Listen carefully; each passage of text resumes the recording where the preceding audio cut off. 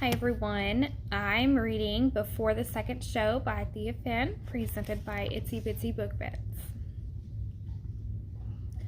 Chapter 1, Long Ago.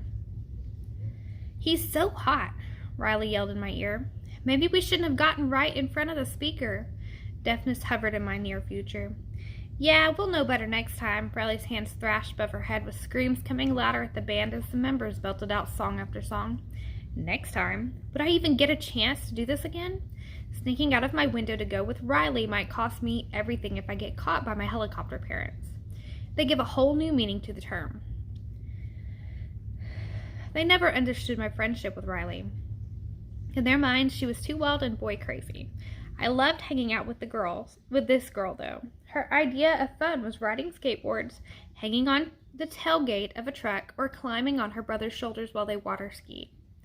My parents wouldn't even let me go out in the boat with her family. They weren't responsible parents. They allowed Riley to run with the wrong crowd. Ugh, two terms I currently hated. Honestly, why she continued being my friend puzzled me. I heard, "Be your own person" from her constantly, even if it meant sneaking out like I did tonight. "Hey, Emmy, the singer's looking right at you." Riley pointed to the sandy brown-haired god on the stage as he walked toward our end. His hair swayed in and out of his eyes as he danced around with his guitar.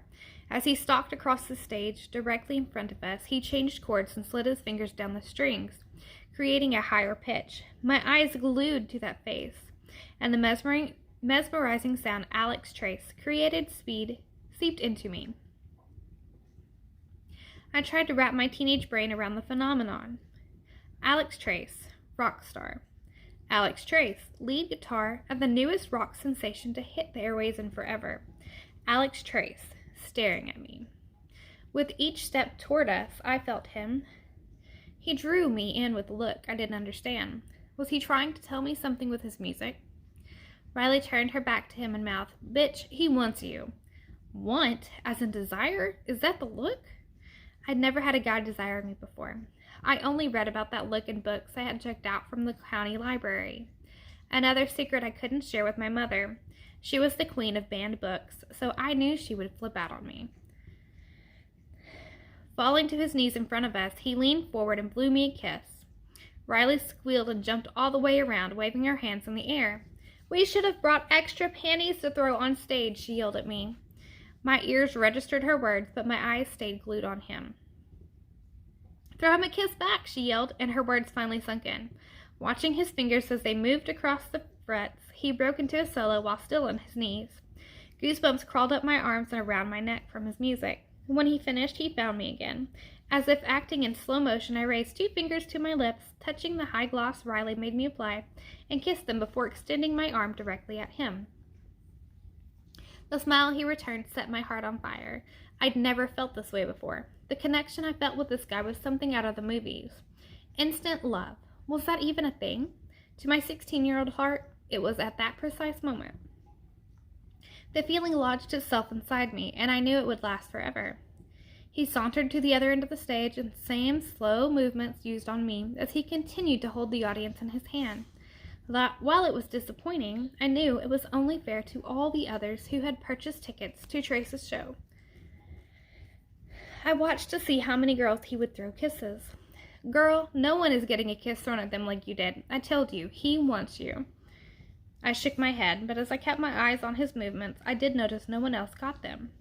I was in love before the second show. My ears cried as we made our way home. Standing in front of that speaker for 2 shows had to damage something, but moving to another spot, well, just no. It was totally out of the question. If Alex came looking for me, I wanted to be right where he left me the first time. Can you believe Alex kept coming back to our side of the stage? He knew right where you would be each time. Bitch, he only looked at you when he did. Obviously, our minds thought about the same moments. Yeah, I wish I could have spoken to him after the show. Well, if someone's parents weren't so mean, we could have gone to the side door and met them as they left. Guilt raised its ugly head. Why did my parents' rules have to affect my friends so adversely? I know. Sorry. I'm already afraid of getting busted trying to crawl back in my window. If my parents knew where we snuck off to, they would come looking for me. Their idea of music was oldies on a cassette tape. Our house only listened to oldies. When my siblings and I complained, they said when we owned a house, we could listen to our music. Drove us insane. It's okay, what a fantasy though. Alex Trace, staring at you both shows. He could set a pair of panties on fire with that look, especially when he pops those dimples in. I swear the dude does it on demand. Riley, that's a terrible thing to say about your underwear. Why? It's the truth. I mean, mine creamed just watching him look at you. Riley, I yelled. What? Don't tell me you weren't wet having a guy that hot looking at you like he was ready to have you for a snack? No, because no one's ever looked at me like he did. My eyes studied her from the side. A snack? Really? Emmy, that was pure and simple lust staring right at you. He wanted you in all the best ways. She grinned and wiggled her perfectly drawn eyebrows. Well, since I don't know what the best ways are, I can't say I know exactly what you mean. Pity flashed in her eyes. She'd never said anything, but I knew what she was thinking. Poor thing, you just don't understand me at all. My friend was right, of course. I didn't understand. All I knew about sex I'd learned from books in the 1-week sex education class I begged my parents to sign off on to allow me to attend. No one had to know it took me an entire week to get them to agree. I felt her staring back now. Let's go back again next week. I hear it's their last show before they leave on tour with Violets for Vivi. How do you know these things? I mean, did you read all of this somewhere? Yes, my dad has a subscription to Rolling Stone. I read all the news there. These guys made it to a magazine that big? Well, no, I heard it on the radio. They were doing some shows before they left on tour. Something about wanting to try out some new music on the local crowd. Besides, my brother knows the drummer. That's how I got the tickets. Oh, right.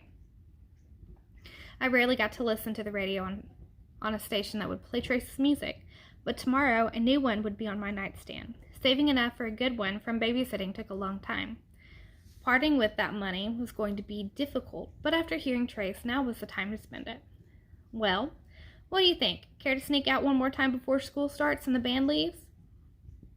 Riley peeked over at me, and I couldn't help but smile. Do you think Alex will remember me next week? A long breath came out as I thought of all the things I wanted to say to him. Who was I kidding? If I met him in person, uttering a single intelligent word would be near impossible. You're beautiful, Emmy. How could he not? Riley was good for my self-image and self-confidence. She always told me I was pretty, but I suspected she was simply being nice. We laughed and squealed all the way back to my house. Chapter 2. Long ago. Slipping over my windowsill, the following Friday held more challenges with my parents in the television room, below mine watching a movie. Riley's headlights on her car blinked twice when she parked 3 houses down and across the street. The prearranged signal sent a tingle up my spine. The time to escape was here, but what if my parents tried to talk to me or called me downstairs to look at something? They would know. I waited for a minute and then I said out loud, "What the hell? I'm going. It was worth the price I'd pay if Alex talked to me tonight." I'd taken extra care applying my mascara and fixing my hair, especially for him. Riley promised to bring me something fun to wear since my wardrobe consisted mostly of t-shirts and loose-fitting blouses, courtesy of my mother's idea of teen clothing. The window's creaking noise as I pulled up scared me, so I inched it up, little by little until my body would squeeze through the space I had created. My soft flip-flop touched down on the gritty shingles, and I stepped out. Pushing the window back down took forever, but I knew better than to go fast and make a noise. I took 2 long steps on my tiptoes to my brother's window and peeped in. He wasn't in there. The coast was clear. A vine-covered trellis started at the eave below his window, so I sat and put my foot on the top of the first X. "Where are you going, Em?" Ian's deep voice asked. A thick hand covered my mouth before the scream formed in my throat. His quiet laugh told me he knew exactly what I was doing. "Shh, they'll hear you," I hissed at him. "No, they're both asleep. I went down to check out before I found you outside my window leaving for parts unknown. Where are you going, Em?" The sing-song way he repeated it reminded me of when we were little kids and he teased me constantly. To see Trace with Riley, one eyebrow raised. I want to see them before they leave on tour. Using my best begging whisper, I wanted him to let me go. Right. And you two are going alone. Yes, we bought our tickets this week. No, you're not going alone. Not a good idea. Ian climbed out and pulled me off the trellis to sit back on the roof. Stop it. I'm going. I tried not to raise my voice, but it was becoming difficult with my frustration. Not without me, you're not. You don't have a ticket. Someone will. He took a few steps on the wooden structure and then jumped down. Holding his hands up, he quietly said, Come on, I'll catch you. Ugh, my frustration peaked. I so wanted to scream at him. The last thing I needed was my 18-year-old brother supervising me when all I wanted to do was see Alex one more time. Every night this week, I'd listen to the radio hoping to hear a song from them. The station never disappointed me either. Trace had 3 songs continually being requested, so Caleb played them every hour. While the melody floated around my room, I relived the smoldering look Alex gave me. That's what romance novels always called them, smoldering, like he could burn me alive. I dreamed of receiving the kiss he blew me over and over in my head. My heart beat like it was going to stand up and run out of my chest. I wanted it to be a real kiss this week. But with Ian there, nope, that was never going to happen. Could we lose him in the crowd? Ian was going to be a Debbie Downer at a concert I was so excited to be attending. He was too uptight to enjoy their music. Like 2 thieves in the night, we bent and followed the hedges along the side of our house as we passed under the den windows. I watched Ian slip through the neighbors' bushes and down their driveway. Come on, Emmy, his loud whisper called out to me. I broke through the opening where he disappeared and ran to him at the edge of the street. How did you know there was a hole there? Ian looked at me without saying a word. I realized right then he'd done this before. He knew exactly where to go and never bothered to tell me about it. I wondered how many times. God, I was so stupid. We reached the car, and he jumped in the front seat with Riley. Indignantly, with my hands fisted on my hips, Hey, wait, this is my sneak out? I should get the front. No, this is me letting you go somewhere you have no business going without telling our parents. He nodded at Riley to take off. You've done that before, I accused him, but he didn't reply. Tell me, Ian, how many times have you snuck out? As many as I wanted to. I'm surprised you've just figured it out. If I'd known you were going to see bands, I would have stopped you before tonight. Why? It's okay for you, but not for me? His statement made me furious. What a double standard. Why, little sister, because I'm a guy. If I break down on the side of the road, I can either fix the car or find another ride. If y'all break down, what would you do? The 2 of you couldn't take a grown man. You're both too small. Riley cut her eyes over to him, but the battle was about to begin. I can take 2 of my 3 brothers, Ian, and I could probably take you too if I had to. Doubtful. And besides, Emmy would be no help. She knows nothing about defending herself. Then maybe you should teach her what's going to happen when she goes off to college. Who'll protect her then? Who says she's going to college? Ian acted like he knew my entire life plans. Sparks flew between them, all the way to the venue, which made me wonder if there was more to this argument than my protection. Ian seemed awfully protective of her, too. When she assured him her brothers had taught her well, his lips turned to a smirk she failed to see. Their argument gave me time to change into something Riley decided was more appropriate to wear.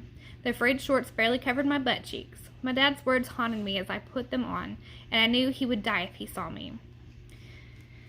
The shiny crop top barely skimmed the waistband of the tight black shorts.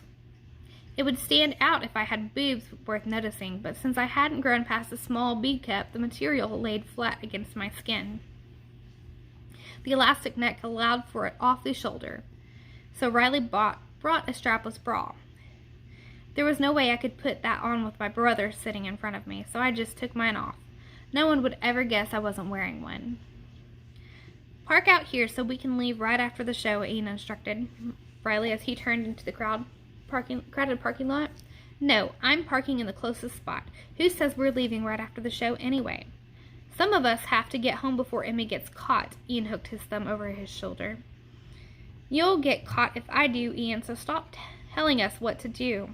Right, dumbass. Emmy and I have plans with the band when the show's over. Nothing you say or do is going to stop it from happening. Ian's head turned at her words. He swiveled between Riley and me more than once. I refused to leave without talking to Alex tonight, and if he kissed me, then all the better. The 2 of you'll never get a foot in the door. They have groupies for that, and y'all are not groupies, he huffed when he finished. I sat up right behind him. Tonight we are groupies, so deal with it, big brother. I'm meeting Alex Trace if I have to camp outside the door until he leaves. I ended the comment by stepping out and slamming my door. Right, Ian shut the door behind him before turning and looking me up and down. Where did those clothes come from? Because I know Mother didn't buy them. Thanks.